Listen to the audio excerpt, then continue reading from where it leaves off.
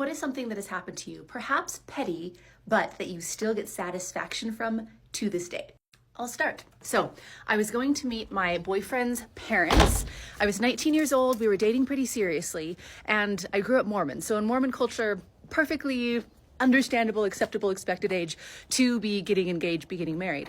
So I was meeting his parents, not just to meet his parents, but to meet the people that might be my parents. We're just gonna have a casual hang at their house. And so we go in and I meet his mom and his dad. I don't remember their names. We're gonna call them John and Susan because that's a statistically sound guess. And John is like, hey, why don't you come and play a game of Risk? And he has it all laid out on the table like he has been planning this. And Susan starts objecting. She's like, oh, John, like that game takes so long and it's really complicated.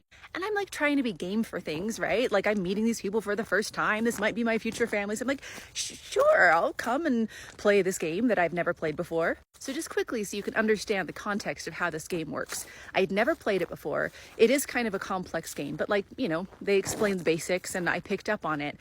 But the objective is, well, here's the game. So you probably get a feel of it already. It is 100% white men hurting things. It's like colonizers for kids. But usually you pull a card and your objective is to like colonize everything, take over the whole world.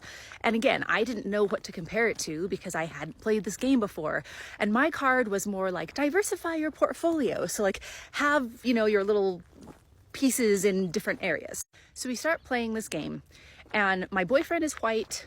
His whole family is white. And so his dad, John, starts giving me this history lesson that is like super racist, like specifically racist against me. I'm gonna do my best to help you to understand what he was saying without perpetuating racist stuff. So he would like bring attention to the shape of my eyes. And then he would start giving me these sort of history facts that he wanted me to agree with him with about how that is actually a lesser way of being a human being. And then he went through some racial slurs and why those racial slurs are accurate. You get the picture? So growing up Mormon, I am like trained to make men feel good at all costs, never offend them, always have them feel really good about themselves. So I'm like trying to be agreeable, but it's also like hurting my soul because in being agreeable with him, it's like being racist against myself. Look how beautiful the mountains are. So I'm looking over at my boyfriend, hoping that there's some sort of even look of like, I'm with you. Nothing. He is not aware, apparently, of anything wrong that is happening right now. He's just really into the game. And they're both competitive. So it turns into like a him against his son. You can tell there's like some history with this game. I'm sort of being ignored in the game. I think it might have been minimum 3 players. So that might have been the reason that I was invited. But like they're head to head and like super into this colonizer game. And I'm just like booping along and trying my best to not agree with this racist stuff, but to not make any waves. So as he's expounding these like racist facts, Susan is like laughing. And I totally get it. Susan, like I've been in the position where your husband is saying horrible things and you're in this position where you're trying not to make them mad, but also trying to make them stop saying horrible things. I don't know if that was your position. If it was, all the empathy, but it kind of seemed at the time like you did know that it was inappropriate, but you were actually laughing because you thought it was funny, so you couldn't help yourself from laughing. So John and my boyfriend are super competitive. I'm being ignored except for like the racist expounding of facts. And we're just going along playing this game. And then I speak up. Remember, I've never played this game before, and it seems like this game is a really big part of John's identity.